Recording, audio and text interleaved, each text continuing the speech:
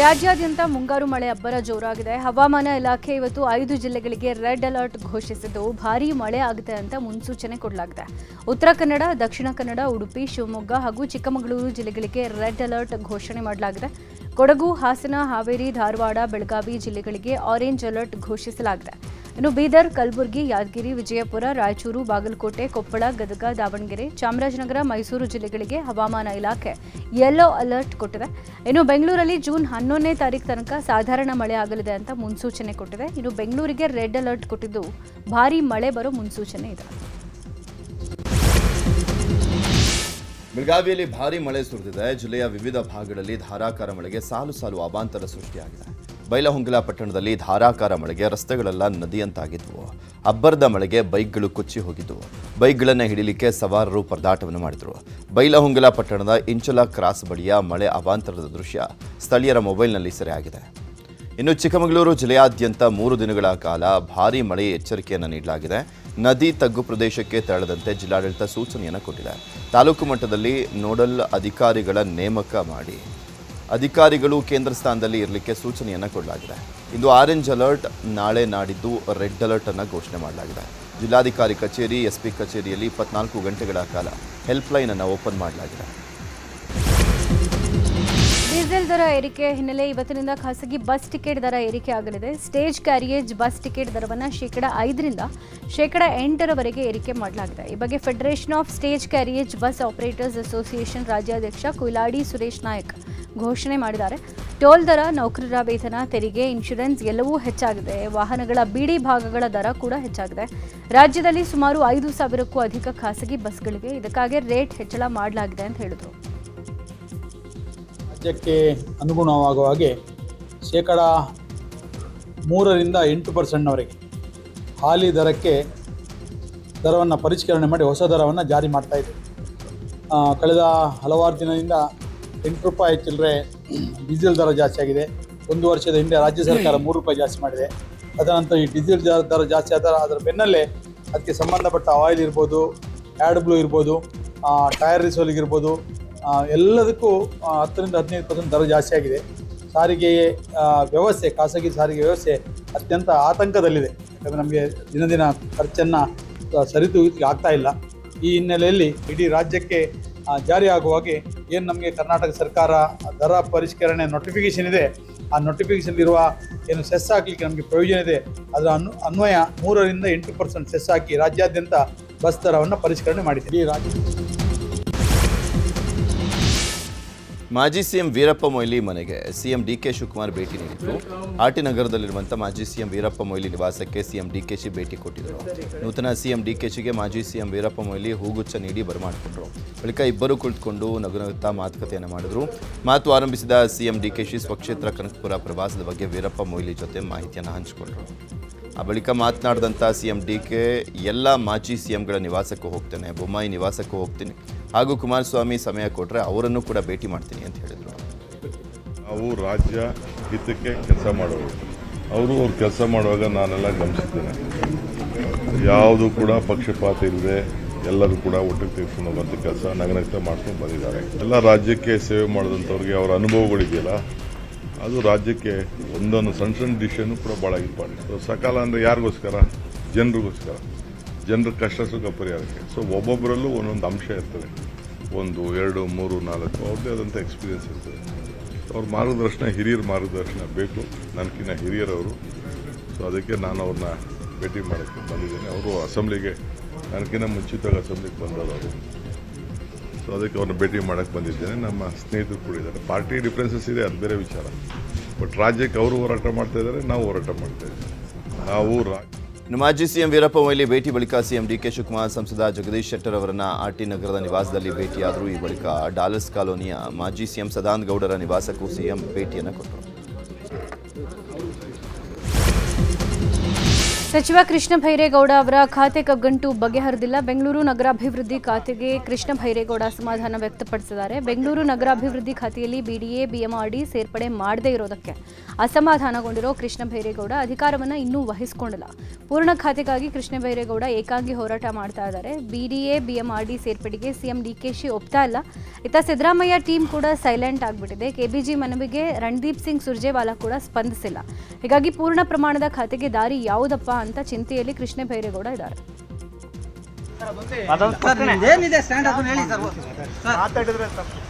ಇಲ್ಲಪ್ಪ, ನಿಜವಾಗಿ ನಾ ಕಾಮೆಂಟ್ ಮಾಡಿ ಪ್ಲೀಸ್. ನಿಮ್ಮ ಬಗ್ಗೆ ಮಾತಾಡಿದ್ದೇವೆ ನೋಡಿ ಕರೆಕ್ಟಾಗಿ. ನಾನು ಆ ಥರ ಏನೂ ಮಾತಾಡಿಲ್ಲ. ನೂತನ ಸಚಿವ ಸಂಪುಟದಲ್ಲಿ ಬೆಳಗಾವಿ ಜಿಲ್ಲೆಗೆ ಇನ್ನೊಂದು ಸಚಿವ ಸ್ಥಾನ ನೀಡುವ ವಿಚಾರಕ್ಕೆ ಬೆಳಗಾವಿಯಲ್ಲಿ ಸಚಿವ ಸತೀಶ್ ಜಾರಕಿಹೊಳಿ ಪ್ರತಿಕ್ರಿಯೆ ಕೊಟ್ಟಿದ್ದಾರೆ. ಸಚಿವ ಸಂಪುಟದಲ್ಲಿ ಒಮ್ಮೆಲೆ ಸಚಿವ ಸ್ಥಾನ ಕೊಡಲಿಕ್ಕಾಗಲ್ಲ, ಹಂತವಾಗಿ ಸಚಿವ ಸ್ಥಾನಗಳನ್ನು ಕೊಡ್ತಾರೆ. ಪಕ್ಷ ನಮಗೆ ಎಷ್ಟು ಪ್ರಾಮುಖ್ಯತೆ ಕೊಡಬೇಕು ಅದನ್ನು ಕೊಟ್ಟಿದೆ. ಇನ್ನು ಬಹಳಷ್ಟು ಜನ ಇದ್ದಾರೆ, ಸ್ಥಾನಮಾನ ಸಿಗುತ್ತೆ, ಕಾಯೋಣ ಅಂತ ಹೇಳಿದ್ದಾರೆ. ನನಗೆಲ್ಲ ಕೊಡ್ತಾರೆ, ಸ್ಟೆಪ್ ಬೈ ಸ್ಟೆಪ್ ಕೊಡ್ತಾರೆ. ಒಂದೇ ಸಾರಿ ಎಲ್ಲ ಕೊಡ್ಲಿಕ್ಕೆ ಆಗೋಲ್ಲ. ಪಕ್ಷ ನಮ್ಗೆ ಎಷ್ಟು ಪ್ರಾಮುಖ್ಯತೆ ಕೊಡಬೇಕು ಅಷ್ಟು ಕೊಡ್ತಾ ಇದೆ, ಕೊಟ್ಟಿಲ್ಲದೇನಿಲ್ಲ. ಸೊ ಇನ್ನು ನಿರೀಕ್ಷೆ ಮಾಡೋಣ, ಇನ್ನೂ ಟೈಮ್ ಇದೆ. ಮತ್ತೆ ಹೆಚ್ಚಿನ ಸ್ಥಾನಮಾನ ಸಿಗ್ಬೋದು, ವೇಟ್ ಮಾಡೋಣ ನೋಡಿ. ಫಸ್ಟ್ ಟೈಮ್ ಕೊಟ್ಟಾಗನು ಮೊದಲನೇ ಪಟ್ಟಿಯಲ್ಲಿ ನಮ್ಮ ಹೆಸರು ಬಂತು, ಟಾಪ್ 5 ಇವು ಕೂಡ ಮೊದಲನೇದಲ್ಲಿ ಟಾಪ್ 6 ಕೊಟ್ಟಿದ್ದಾರೆ. ಸೊ ಈಗ ನಮಗೇನ ಎಷ್ಟು ಗೌರವ ಕೊಡಬೇಕಾ ಪಕ್ಷ ಅಷ್ಟು ಕೊಟ್ಟಿದೆ. ಇನ್ನೂ ನಿರೀಕ್ಷೆ ಭಾಳಷ್ಟು ನಿರೀಕ್ಷೆ ಇದೆ, ಅದಕ್ಕೆ ಟೈಮ್ ಬೇಕಾಗ್ತದೆ. ಚಿಕ್ಕಬಳ್ಳಾಪುರ ಶಾಸಕ ಪ್ರದೀಪ್ ಈಶ್ವರ್ ಅಧಿಕಾರಿಗಳನ್ನು ಕರೆದುಕೊಂಡು ಗ್ರಾಮಗಳಿಗೆ ಭೇಟಿಯನ್ನು ಕೊಟ್ಟಿದ್ದರು. ಮಂಚೇನಹಳ್ಳಿ ತಾಲೂಕಿನ ದೇವಕೊಂಡನಹಳ್ಳಿ ಹಾಗೂ ನಾಗರಬಾವಿ ಗ್ರಾಮಗಳಿಗೆ ಅಧಿಕಾರಿಗಳ ಜೊತೆ ತೆರಳಿ ಜನರ ಸಮಸ್ಯೆಗಳನ್ನು ಆಲಿಸಿದ್ದಾರೆ. 3 ಕೋಟಿ ರೂಪಾಯಿ ವೆಚ್ಚದಲ್ಲಿ 2 ಗ್ರಾಮಗಳಿಗೆ ಸಂಪರ್ಕಿಸುವ ರಸ್ತೆಗೆ ಗುದ್ದಲಿ ಪೂಜೆಯನ್ನು ಮಾಡಿದರು. ಮುಖ್ಯಮಂತ್ರಿ ಡಿಕೆ ಶಿವಕುಮಾರ್ ಮುಖ್ಯ ಸಲಹೆಗಾರನಾಗಿ ಸುನೀಲ್ ಕನಗೋಳು ಅವರನ್ನು ನೇಮಕ ಮಾಡಲಾಗಿದೆ. ಸಂಪುಟ ದರ್ಜೆಯ ಸಚಿವರ ಸ್ಥಾನಮಾನದೊಂದಿಗೆ ಲಭ್ಯವಿರುವ ಎಲ್ಲ ಸೌಲಭ್ಯಗಳನ್ನು ನೀಡಿ ಸರ್ಕಾರ ಆದೇಶ ಹೊರಡಿಸಿದೆ. ಈ ಹಿಂದೆ ಸಿದ್ದರಾಮಯ್ಯ ಸಿಎಂ ಆಗಿದ್ದಾಗ ಮುಖ್ಯ ಸಲಹೆಗಾರರಾಗಿ ಸುನೀಲ್ ಕನಗೋಳು ಕಾರ್ಯನಿರ್ವಹಿಸಿದರು. ರಾಜ್ಯದಲ್ಲಿ ಕಾಂಗ್ರೆಸ್ ಅಧಿಕಾರಕ್ಕೆ ಬರುವಲ್ಲಿ ಪ್ರಮುಖ ಪಾತ್ರ ವಹಿಸಿದರು. ಮುಂದಿನ ಚುನಾವಣೆಗಳ ಗೆಲುವು ಹಾಗೂ ಸರ್ಕಾರದ ಪರ ಜನರ ಒಲವು ಬರೋ ರೀತಿಯಲ್ಲಿ ಕನಗೋಳು ಸಲಹೆಯಂತೆ ಸಿಎಂ ಡಿಕೆಶಿ ನಡೆಯಲಿದ್ದಾರೆ. ರಾಜ್ಯ ಗೃಹ ಇಲಾಖೆ ಒಂದಿಷ್ಟು ನಿಯಮಗಳನ್ನು ಕಟ್ಟುನಿಟ್ಟಾಗಿ ಪಾಲಿಸಲಿಕ್ಕೆ ಸೂಚನೆಯನ್ನು ಕೊಟ್ಟಿದೆ. ಕ್ಲಬ್ಗಳು, ಲಾಂಜ್, ರೆಸ್ಟೋರೆಂಟ್, ಪಬ್, ಬ್ರೇವರೀಸ್ ಹಾಗೂ ಬಾರ್ಗಳಲ್ಲಿ ಅಪ್ರಾಪ್ತರಿಗೆ ಎಂಟ್ರಿ ಇಲ್ಲ. ಬೆಂಗಳೂರಿನಲ್ಲಿ 4093 ವಿದ್ಯಾರ್ಥಿಗಳ ಅಧ್ಯಯನ ಮಾಡಿದಾಗ ಪ್ರತಿ 3ರಲ್ಲಿ 2 ಮದ್ಯ ಸೇವನೆ ಮಾಡ್ತಾ ಇರುವಂಥದ್ದು ಬೆಳಕಿಗೆ ಬಂದಿದೆ. ಸಮೀಕ್ಷೆಯಲ್ಲಿ ಭಾಗವಹಿಸಿದಂಥ 33% ಜನರು ಮದ್ಯಪಾನಕ್ಕೆ ದಾಸರಾಗಿದ್ದಾರೆ. ಸುಮಾರು 18% ಜನರು ತಂಬಾಕು ವ್ಯಸನಕ್ಕೆ ಒಳಗಾಗಿದ್ದಾರೆ. ಇದೇ ಕಾರಣಕ್ಕೆ ಅಪ್ರಾಪ್ತರ ಮೇಲೆ ನಿಗಾ ಇಡಲಿಕ್ಕೆ ಸೂಚನೆಯನ್ನು ಕೊಡಲಾಗಿದೆ. ಈ ಬಗ್ಗೆ ಸಚಿವ ಪ್ರಿಯಾಂಕ್ ಖರ್ಗೆ ಪೋಸ್ಟ್ ಮಾಡಿದ್ದಾರೆ. ನೂತನ ಗೃಹ ಸಚಿವರಾಗ್ತಾ ಇದ್ದಂತೆ ಕಮಿಷನರೇಟ್ ಸಭೆ ನಡೆಸಲಿಕ್ಕೆ ಹೋಮ್ ಮಿನಿಸ್ಟರ್ ಪ್ರಿಯಾಂಕ್ ಖರ್ಗೆ ಮುಂದಾಗಿದ್ದಾರೆ. ಇಂದು ಬೆಳಗ್ಗೆ 11 ಗಂಟೆಗೆ ನಗರ ಪೊಲೀಸ್ ಆಯುಕ್ತರ ಕಚೇರಿಯಲ್ಲಿ ಗೃಹ ಸಚಿವ ಪ್ರಿಯಾಂಕ್ ಖರ್ಗೆ ಸಭೆಯನ್ನ ಮಾಡಲಿದ್ದಾರೆ. ಕಮಿಷನರ್ ಸೀಮಂತ್ ಕುಮಾರ್ ಸಿಂಗ್ ಸೇರಿದಂತೆ ಎಲ್ಲ ಹಿರಿಯ ಪೊಲೀಸ್ ಅಧಿಕಾರಿಗಳು ಸಭೆಯಲ್ಲಿ ಭಾಗಿಯಾಗಲಿದ್ದಾರೆ.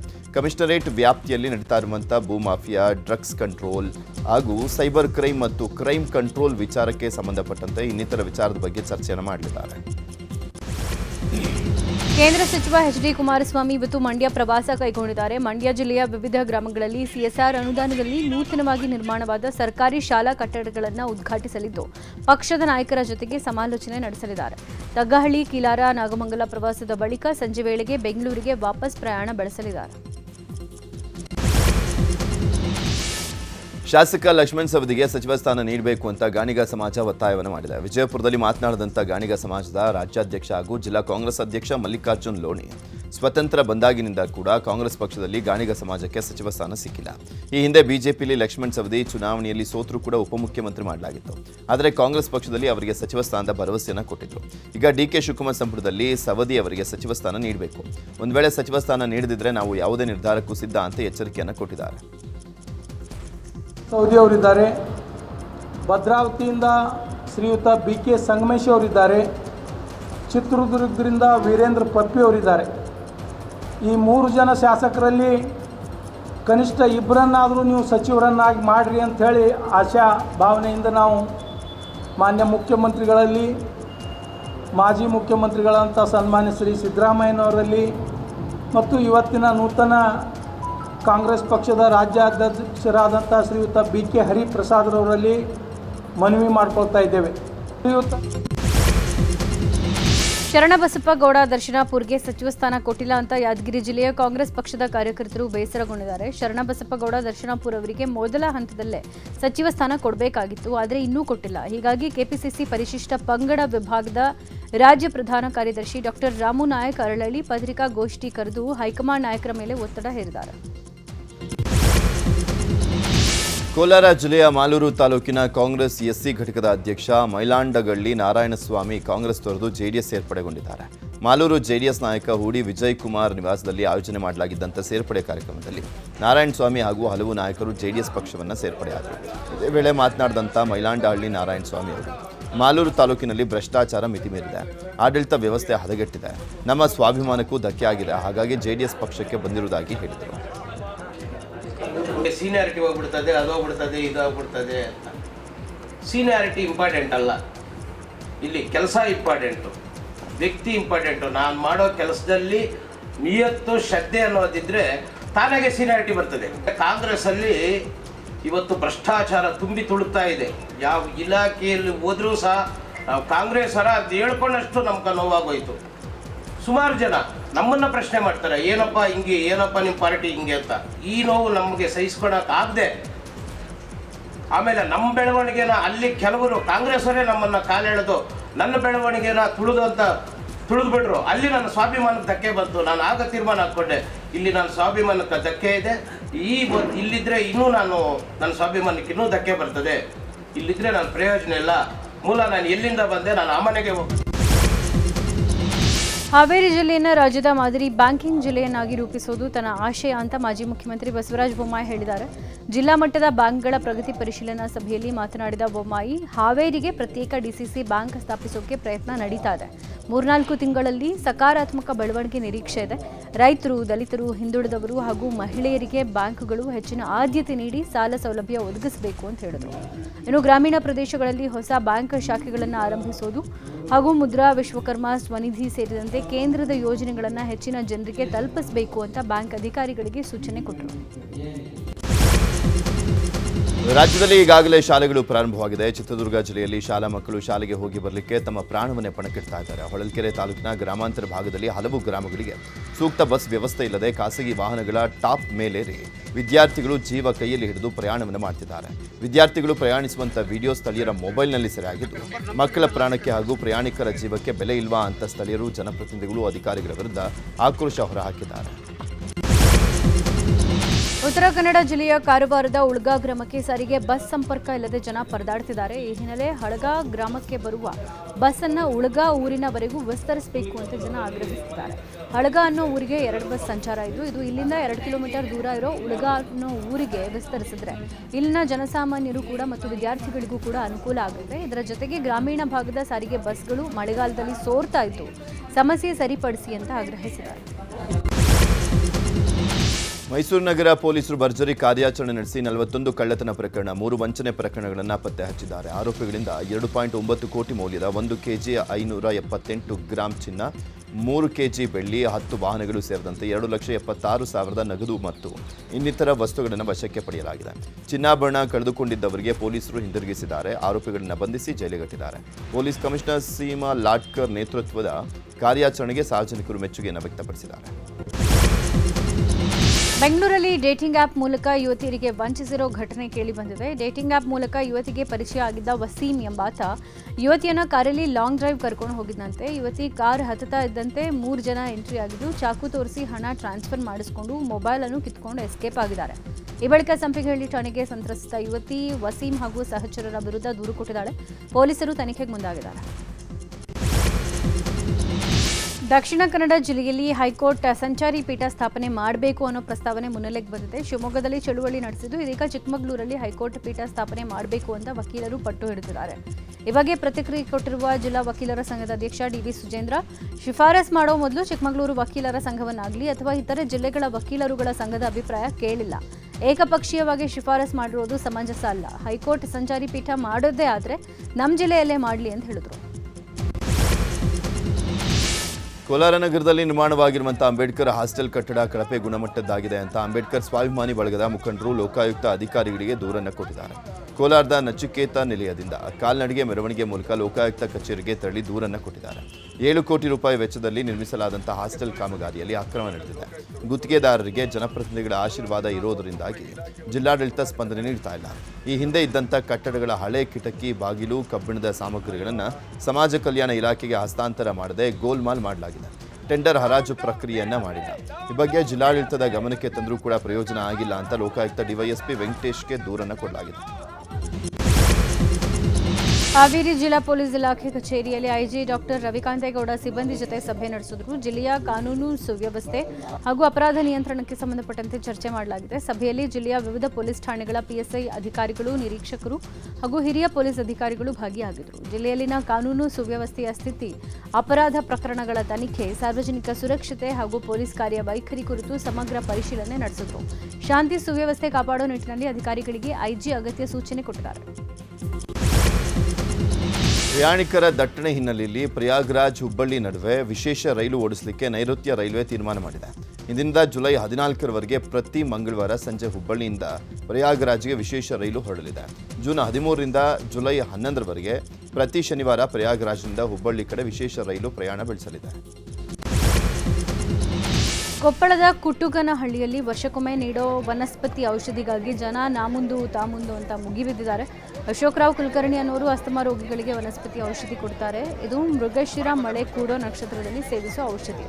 ಔಷಧಿ ಪಡೆಯೋಕೆ ರಾಜ್ಯ ಮತ್ತು ಹೊರ ರಾಜ್ಯಗಳಿಂದಲೂ ಸಾವಿರಾರು ಜನ ಬಂದಿದ್ದು ಔಷಧಿ ಪಡೆದವರು ಅಸ್ತಮದಿಂದ ಗುಣಮುಖರಾಗಿದ್ದೀವಿ ಅಂತ ಹೇಳಿದ್ದಾರೆ. ಮೊದಲು ಅಶೋಕರಾವ್ ತಂದೆ ವ್ಯಾಸರಾವ್ ಈ ಔಷಧಿಯನ್ನು ಕೊಡ್ತಾ ಇದ್ದಾರೆ. ಹುಬ್ಬಳ್ಳಿಯಲ್ಲಿ ವಿವಿಧ ಆರೋಗ್ಯ ಕೇಂದ್ರಗಳಿಗೆ ಶಾಸಕರ ಅನುದಾನದಲ್ಲಿ ಇಸಿಜಿ ಯಂತ್ರಗಳನ್ನು ವಿತರಿಸಲಾಗಿದೆ.